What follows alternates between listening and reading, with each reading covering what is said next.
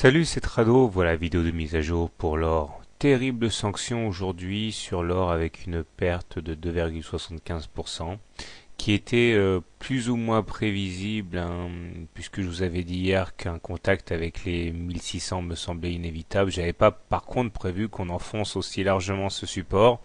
Donc si la dynamique était baissière, il faut dire qu'on a payé cher quand même là, puisque les 1600 ont sauté.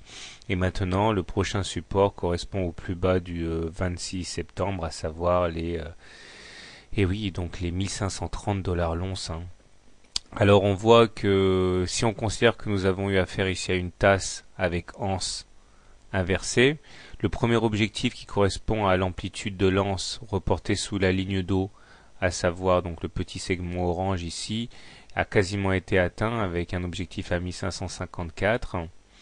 Le deuxième objectif plus ambitieux qui correspond à la hauteur de la tasse reportée sous la ligne d'eau, à savoir ce segment-là, nous amènerait justement au 1530, à savoir le plus bas de ce fameux 26 septembre.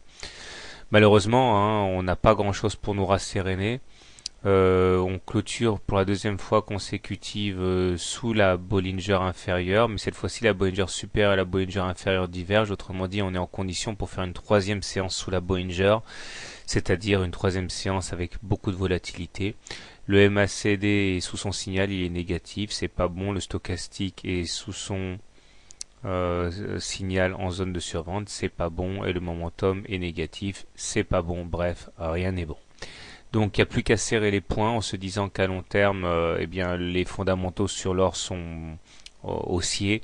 Malheureusement, encore une fois, hein, je le répète pour ceux qui nous rejoignent, le problème c'est qu'on a une alliance contre nature entre les indices et l'or, hein. Quand les indices corrigent, l'or corrige aussi, ce qui est complètement paradoxal puisque l'or est censé être une valeur refuge.